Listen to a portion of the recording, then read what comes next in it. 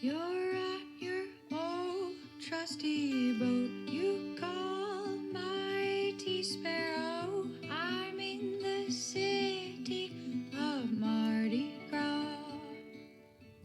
Welcome to the Sailing into Oblivion podcast. I'm your host, Jerome Rand. Okay, I think we are live, coming to you from not the ocean and not Maine, but Ocean City, Maryland. I had to tuck tail and head into shore, I believe, for... I want to say this is the first time I've ever done that. I'm getting wise in my old age. Holy cow. Yeah. Everything was going really well. We were racing up the Gulf Stream, yada, yada, yada. Days and nights, everything was all good. This one's going to be kind of a short podcast. I just want to... because my brain barely even works right now. I've been awake for, I think, about 36 hours. We had super light winds. As soon as I made the decision to head into shore due to the weather, I don't know. The winds were super fickle, and I could not, for the life of me, fall asleep. I don't know. I think I was a little worried about the weather, a little worried about the engine. I don't know. Coming into a strange port, although super easy, as I should have expected, and the people at the marina are absolutely wonderful. So I'm gonna be waiting out this sort of nor'easter for the duration, which is part of the reason why I'm in here. It's this system is sort of just forming off the coast, and it's going to be basically ripping from Cape Cod all the way down to Cape Hatteras, sustained up in the 40 knot wind range. And I knew there was a system possibly forming in the long range forecast before I left, but I thought, one, that I'd be able to get ahead of it or north of it. And two, I just figured, hey, who knows? It might develop into something. But when I read my forecast, it wasn't anywhere near what it's turned into. And unfortunately, that's what can happen in May on the East Coast. Is those storms have a tendency to sometimes get a little crazy. And I don't know. I thought back to when I was told about the weather. There's two things. Essentially, it's the fact that it's coming from the northeast, which is exactly where I need to go. And then wow, there's so much noise out here. I'm not used to it yet. And then the other thing is that it's blowing pretty hard. 40 knots. That is blowing continuously for days and days on end can get pretty ugly. And I thought back to a trip back in, I think it was like 2019 or 2018, where I was sailing from Maine down to Charleston, South Carolina, and picked a terrible window. Got like 3 days into the trip, 4 days into the trip, and just got blasted by a really strong southwesterly. And in by the coast, it was blowing 50. Out where I was, it was blowing 40. Sustained, and it did that for 3 days. So I just hove to, and I ended up kind of crab walking my way out. And I ended up actually east of Bermuda during that 3-day jaunt. And it's one of those things, I remember it, and I remember how cool it was in some ways, seeing how Sparrow can handle that sort of situation, but also how miserable it is in other ways, because you're damp, you're wet, the boat's heeling over at about 30 degrees. It's very noisy with the wind. Even though the boat rides those waves really well at about a 60-degree angle or something, man, it just...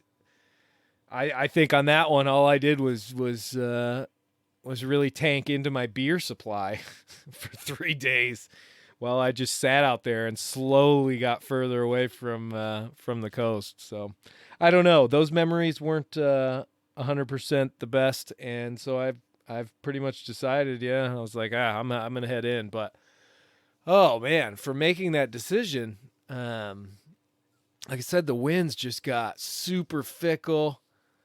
One minute we're going, the next minute we're not. Engines on, engines off. Mongo's disconnected. Mongo's hooked back up. And it never stayed the same long enough for me to get any sleep. And so I tried desperately to sleep today. And I don't know. I was a bit anxious, I guess. And so every time I laid down, I just couldn't. As always happens whenever I'm approaching land, there's more traffic and VHF is going off, so it's pretty difficult for me to sleep, which is typically why I don't do like the intercoastal and real coastal stuff. I like to be far offshore, away from everything, and able to just live my little ocean solo life out there. But oh, holy cow. I am glad that I got in, though, because by, I think, tomorrow night, it's going to start really cranking. I'm in, what's the name of this marina? Sunset Marina in Ocean City. And, yeah, going to be here for a couple days, maybe a week. But I have to work on the engine. Boy, I was running it the other night, and it started to rev. So there's something blocking that fuel. I gotta switch out the. Oh man, I gotta do the. I just gotta change all the filters again. Even though I did that after I got back from the other trip, but I don't know. I think I got dirty tanks. When I get up to Maine, I'm gonna figure that one out. We're gonna either pull these tanks out of this boat or figure out a way to clean them out without having to do that. But I don't know. There's a lot to be done. The bowsprit was definitely one of the things the bowsprit did for me. Was it gave me something to look at and be like, wow, okay, that is just gorgeous now. What else do I need to do on this boat? And yeah, there's definitely a lot, but who knows? So I have a bunch of like little podcast clips from being out at sea. I don't know if I haven't listened to them, and sometimes they don't turn out very good because I'm just in such a weird state of mind. But if any of them are acceptable, I'll definitely throw them out there. But this was just a real quick update, so my listeners and everybody can sort of know that I'm okay and I'm on land, and I'm just gonna wait it out. Made a smart decision, I believe. And the crazy thing is, like, I'll definitely be feeling the winds quite a bit in here in this marina. Hopefully not any wave action, but holy cow, walking down the dock. We had some pretty windy conditions for a few days. And boy, my sea legs, they were great, but boy, the better your sea legs are, the harder it is to get your land legs back. And man, I almost fell over in the shower, almost fell off the dock checking into the office here. I'm like holding on to the railing and talking to these ladies and trying not to look like I'm absolutely hammered. So crazy that it's already starting to fade a little bit, but even sitting on this boat in a perfectly calm marina, I feel like we're still moving up and down. But who knows? I think I'm just going to go out for a nice long walk somewhere and maybe go see the sights. Ocean City, baby. I've never been here before, so we will see. So yeah, I know it's only a 10-minute podcast, but hopefully I will either find some people to chat with here, or I'll put together some of the other stuff and get those out. And And yeah, that's about it. Boy, my brain is just throttled. The exhaustion. And the funny thing is, when I do go and lay down, it's not going to be like an instantaneous sleep. Like my body essentially will relish the fact that I'm laying down and I have no worries, and it'll almost get excited, so I won't be able to just pass right out. But I also don't want to drink a whole bunch of beers or anything like that and then try and sleep, because you don't get very good sleep with that. But tomorrow night, for sure. Yeah, that's about it. I don't think my brain's gonna let me keep going. So this is a super short podcast, and just a big thanks to everybody who supports everything and listens and all that sort of stuff. So we're making our way to 50,000 downloads, all said and told, which is pretty cool. Yeah, I never would have thought. And we're closing in. I think we have like 25 more episodes to get to 100. Which, if I can keep doing 2 a day or two a week, that'd be great. So anyway, thanks everybody. I will report some more as I reacclimatize to land. All right. Welcome aboard, Mighty Sparrow, for the first night. It's a little loud. It's a little bumpy out. But I've earned myself an ice cold Busch Light. So I'm going to have one right now. I actually woke up about 20 minutes ago, and we had set sail. We reached the ocean proper right around 4 o'clock this afternoon after a long motor. But the reason I'm having a Busch Light here at 1:15 a.m., so technically it's the second day.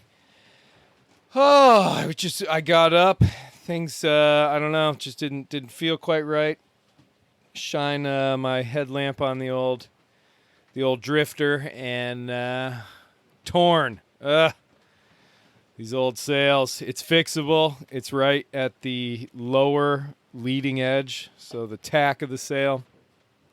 I think it was just rubbing against the pulpit or something, but had to be dealt with. So let's take a sip. Oh, that's delicious. Yeah, essentially, it was one of those things that it happens with these old sails. You know, there's no ifs, ands, or buts about it. Let's check. Okay, we don't have anybody on our radar. Nice. Yeah, it's just one of those things. Been getting I've only ever had 2 new sails on this boat, the main and the staysail, and those are 6 years old now, 5 years old. All the other ones I just get used because I don't know, it's just the way I do it, and keeps things on a budget. But unfortunately, they wear out pretty quick. Like I said, though, this one I'll be able to fix it. It's only about a foot and a half. And it looks like the seam probably let go. I didn't take a good look, but because it needed to be taken down like immediately. So exchanged it for the old number 2 drifter, which is almost the same size. Fiesta color sail. That other one is, I call it the Freddy Krueger because it's orange and white striped. Very, very ugly thing, but powerful nonetheless. So got that one down real fast and just switched it up with the other one. And presto, we're back. We're moving. Right now let's check some stats here, people. Right now we are doing 7 knots, heading 070, which is almost exactly where we want to go. It is just a little choppy out, or I should say choppier than it was before. It's been smooth sailing. There was a huge amount of container ships and tankers and all dredgers outside of Charleston that I just basically cut right through. Oh, man.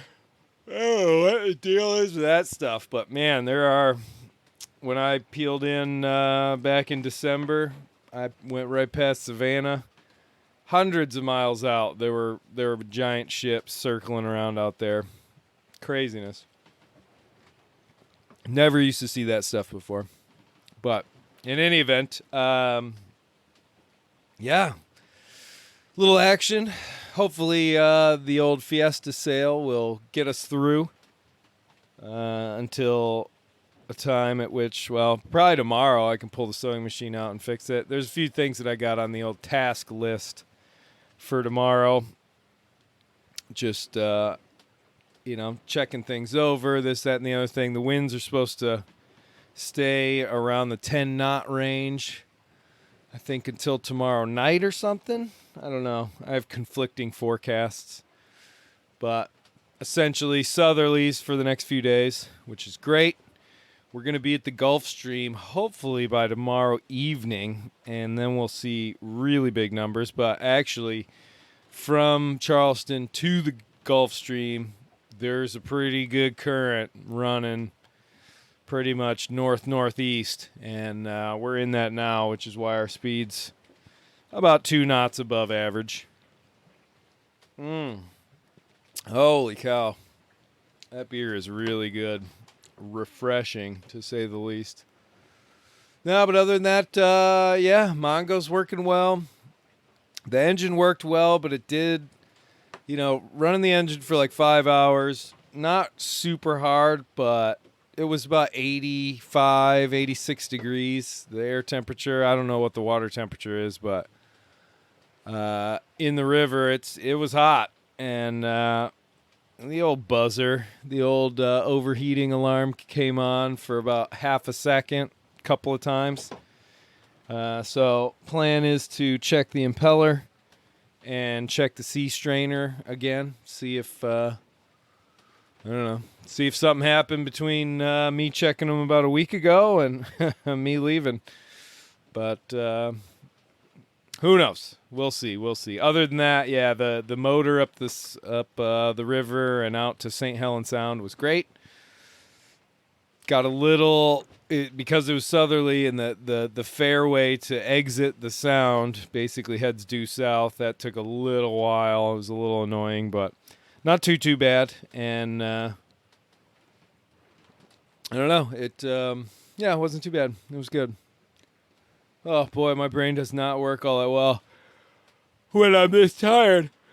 The amount of focus you have to have going through the intercoastal. Oh my goodness. I would never want to go on the intercoastal all the way up the coast. I would be exhausted. At least I wouldn't want to do it alone. I'd want to have like 4 people with me so that we can just change it off. And actually, I'd just want to be the owner. I wouldn't want to have to. I could see the appeal of being able to pay a captain and a crew to take the boat for you, but you can still be on board and cocktail in hand sort of thing, relaxing.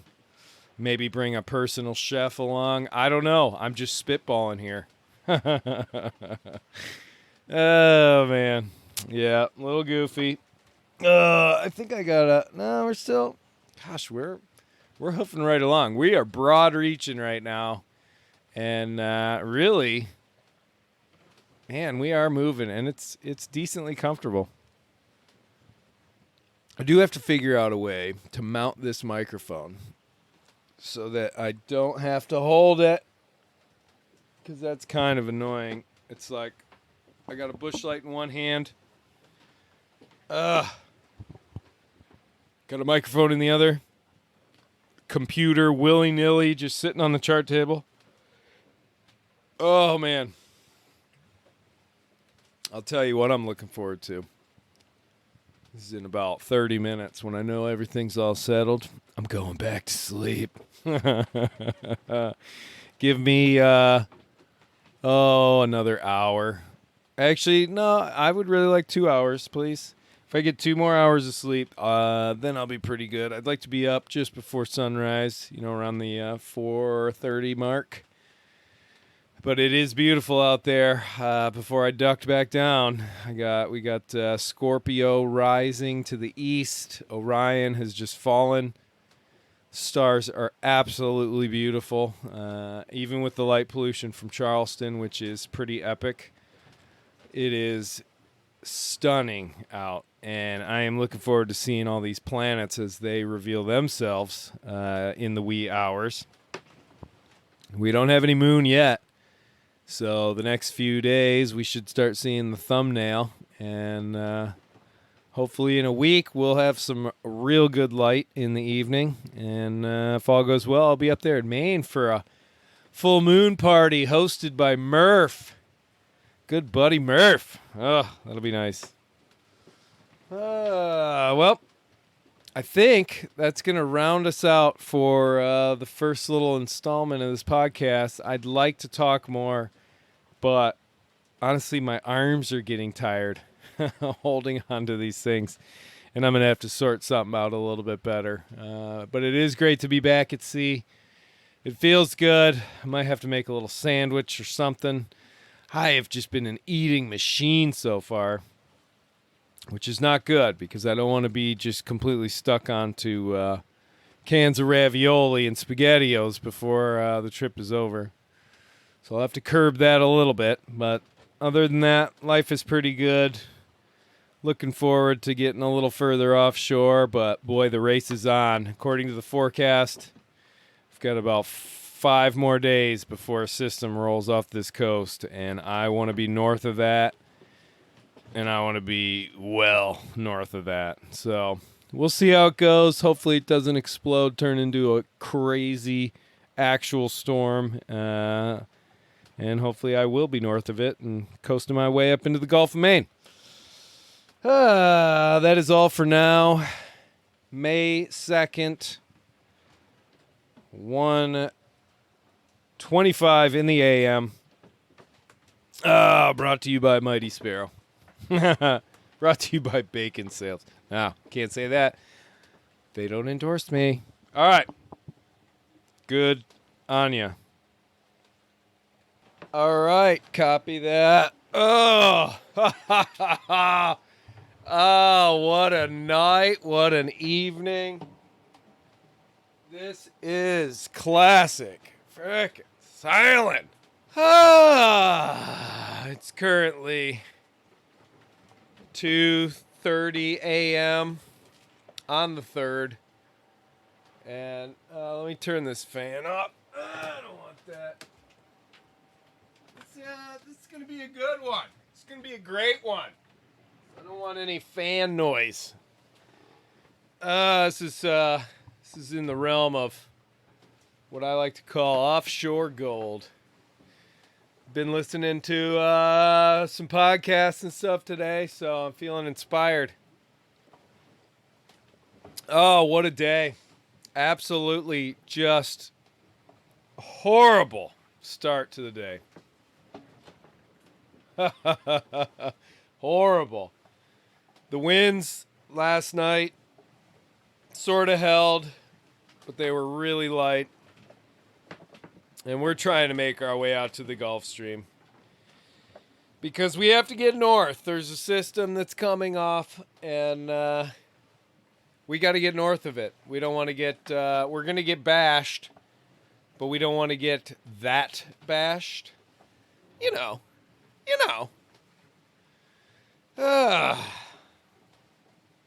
Sparrow could take it. Sparrow could take some punishment, but I don't want to if I don't have to.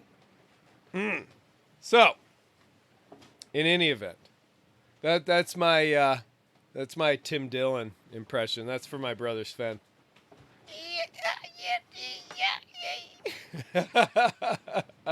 Sailing. You could talk about, what do you think about sailing?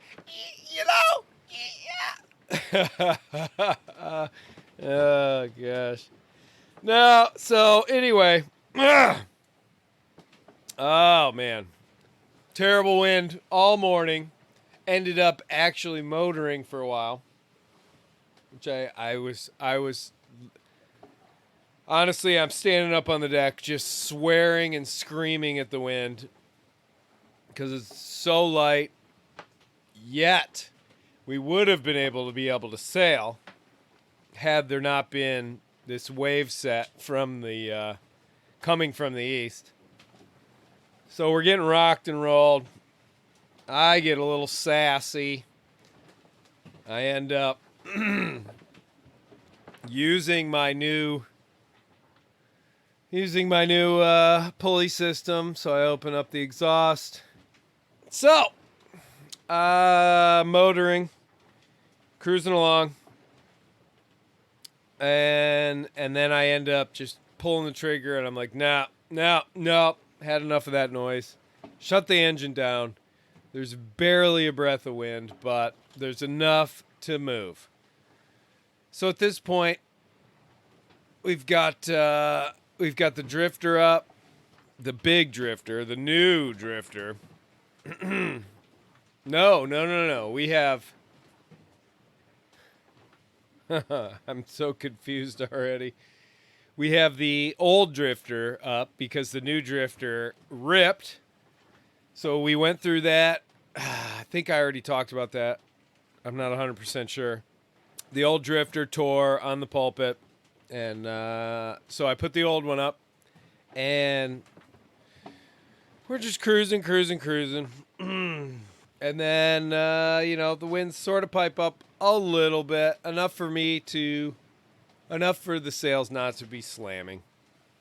And so I end up heading down, take a little napper. Only slept about an hour or so in the last 24 hours. So I take a nap, and I wake up probably around 7-ish, 6 or 7, just in time to do the log. Couldn't do any sextant work today. Definitely was way too frustrated to deal with any of that. Plus, I think I was asleep. I think I took a nap. It's just one of those things where you really have to be in the mood for that. And I was definitely, after this morning, I was not in the mood for that.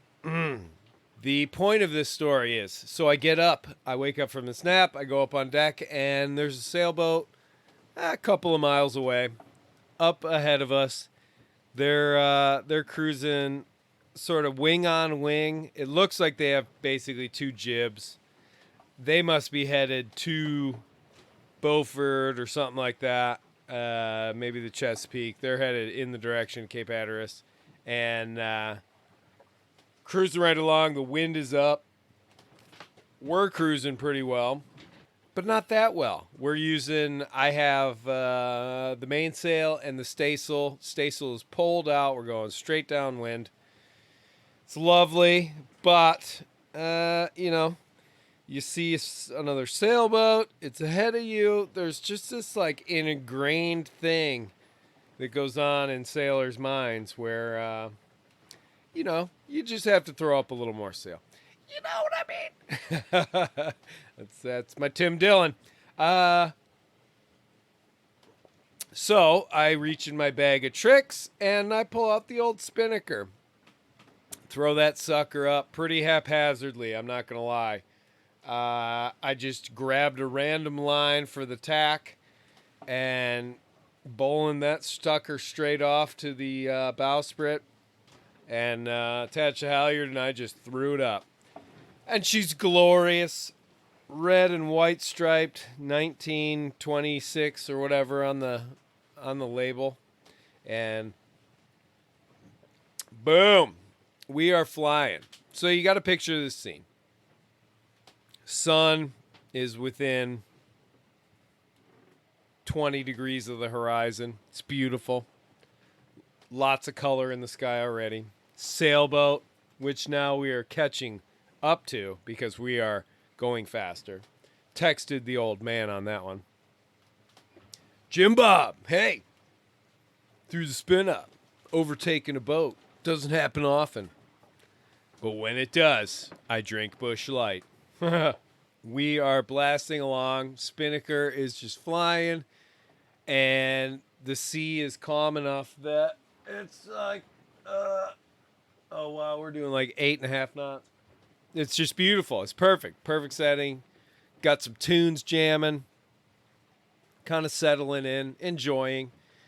You know, that's one of those things where just sometimes you get your head wrapped around what you're trying to do and this, that, and the other thing, and you forget to just sit back and enjoy. Well, I sat back and I enjoyed. At least for an hour or so. And by that point, I definitely was exhausted and needed to take a nap. The winds were light. It wasn't a big deal. We were going pretty good, but it wasn't I wouldn't say we were pushing the envelope by any means. And so I took a nap. So I went down below, fell asleep. I was exhausted. Hey, you know, shoot me. Hang me out to dry. That's what I did. It's rare that I would ever go and fall asleep on this boat when I have a spinnaker up. But you get a little bit of a comfort level after you've spent so much time on a boat. And so, yeah, I crashed out.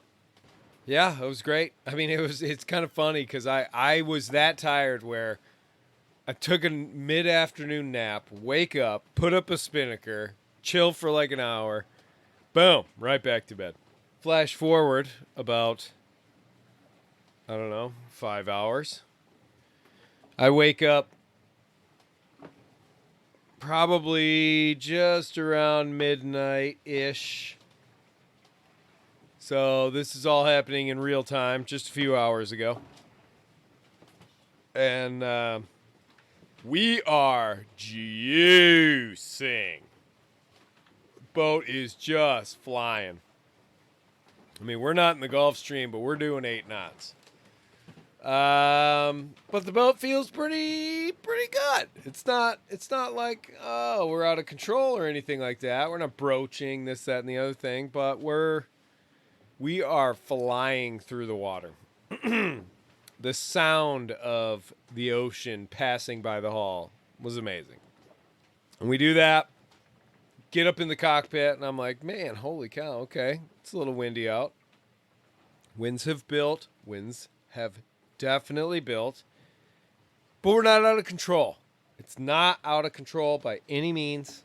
And I kind of look up at the spinnaker. You know, I got to poke my head around the mainsail a little bit because you can't really see it. Oh, huh. Interesting. Looks a little funny. But it's up there. It's up there and it's flying and it's billowing just like every classic photo you could ever think of. Well, a second look, and I realized that the spinnaker is essentially now in 2 different sections. An upper level, which is all red, separated by stars and sky. And then a lower level, which is the red and white stripe. And it's kind of sad because that spinnaker really is, it's a throwback to this old school one that we have on this old little boat. Classic old Pearson Ensign. It's up at my parents' place. Oh, man. Good times. Anyway, there's something about that Where's Waldo red and white stripe that will always take me back to my childhood. Anyway, or my teenage 20s. Teenage 20s, because it's, my 20s. So, in any event, I'm wandering here. So we're going, and so I realized that basically the spinnaker has split. I believe it's a, I'm trying to think of what the name of that design of spinnaker is. It's not a tri-radial. Definitely not. It's way older than that. But basically, so it's split. But The leech and luff line tape is holding it together. And it was perfect. We're just juicing right along, and spinnaker's still flying. Nothing's going crazy. There's no insane luffing or anything like that. There's just a big hole in the middle. It's sort of like one of those things that has like a parachute in it. So it's spilling a lot of air. But yeah, no big deal. We're just juicing, and I'm kind of looking at it like, oh, but the wind is building. So it needs to be dealt with. And I need to take it down. I'm sort of rubbing the sleep out of my eyes, trying to come up with a game plan. It's dark. The waves have built up just a little bit. It's nothing crazy. Nothing to get your hopes up about. Oh wow. Woo! Right now we are broad reaching. I've got the staysail up and mainsail. But we have a pretty decent wave set coming in from the southeast. And so we're getting a little motion on the boat. Anyway, so I'm trying to figure out what to do with this spinnaker. It's up, it's flying. It's kind of hard on this boat, on Old Sparrow, to douse these big sails. Essentially, what I try and do is get my hands on the sheet, and then just let go of the halyard and try and claw everything in. And that was the game plan with the spinnaker. So I'm up there next to the mast, downwind side. I've got one hand on the halyard, which is wrapped around the winch, and boom, grab that sheet. Now, we've got a pretty long tack line. So that allows it to sort of drop. Unfortunately, had I not done such a haphazard job of setting the spinnaker up, honestly, I didn't think it was going to be up that long. In any event, if I had a proper tack line that I could adjust, I would have sheeted that in quite a bit. Can't do that at this point. And get my hand on the sheet, let go of the halyard, and boom, cascading nylon. And we're going straight downwind, so it's sort of clouded behind or sheltered behind the mainsail. It comes piling down, and I've got it, and I'm raking it in, and just like, yeah! And it looks good. It looks America's Cup until about 2/3 of it is in my hand. And then, boom, it touches the water. Oh, no. It gets just streamed aft, yanks it straight out of my hand, which is one of those things. It's like a lobster line, like a trap line. You never forget that sucker can wrap around your leg and pull you off that boat. Same with a spinnaker. And I as I watched this thing just fly off of me, I was like, yep, that's why you always gotta watch that. And in any event, so I watch, and now it's just streaming out. But then, boom, bottoms out the halyard, boom, bottoms out the sheet. It's on the preventer, boom, bottoms out the tack line. There's a lot of tension because we are moving fast. The winds are definitely blowing, and it was one of the only times where I've had to run down below and grab a knife. The tension was that high. As I went down below, grab a knife, and then boom, hit Mongo up. We turn into the wind to ease this pressure, so I don't end up using the knife, but I had it there with me. Smarter, calmer heads prevail. Oh, what's our wind speed? Oh, wait. Gosh, we are just flying. Spinnaker's dragging now. Halyard, everything just all messed up.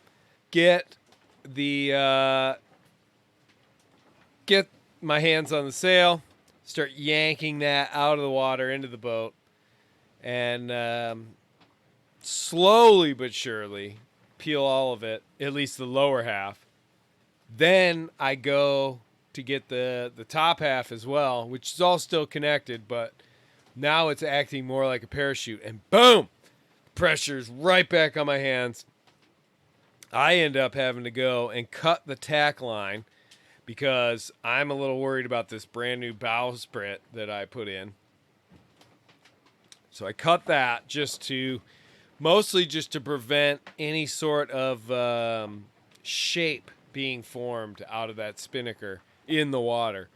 The halyard and the sheet, 2 points, no problem. A third point, problem. Then that might allow it to do it. It was just sort of a split second thing. I don't know if it helped at all. Cut that sucker, which felt pretty cool. I'm not gonna lie. There was a ton of tension on it, and it was like a piano wire. So I laid the knife on the line and made one motion, and it just popped. So then I was able to haul it all back in and disconnect the halyard and all that sort of stuff. Holy cow. A lot of excitement for midnight, you know? And now I'm just living in the aftermath of that. So I come back down below. We're moving so fast I can hear the prop freewheeling. I thought I got the pipe wrench on the prop shaft. Nope. I guess we were going so slow that it fell off. So I got to go back in the engine room, use a hammer as a lever against the prop shaft to slow it down enough so that then I can safely get the pipe wrench on it to be able to stop it. Although I felt the transmission and it wasn't hot. So I don't know. I have a feeling it's not quite such a big deal. There was a time off the coast of Africa, and I feel like we must have been freewheeling for a while and pretty fast, and I felt that transmission and it was hot. So I don't know. It's one of those problems with this boat. Problem with Sparrow, or problem with that engine, or with that Velvet drive engine. I don't know. Now it is almost 3 a.m. Stars are out. I'm gonna go up into the cockpit. We're broad reaching. It's beautiful. It's windy. We're moving really freaking fast. We're on the edge of the Gulf Stream. Almost in it. I would think by sunup, we're going to head straight up, downwind, and blast right along. We should be doing 10, 11 knots.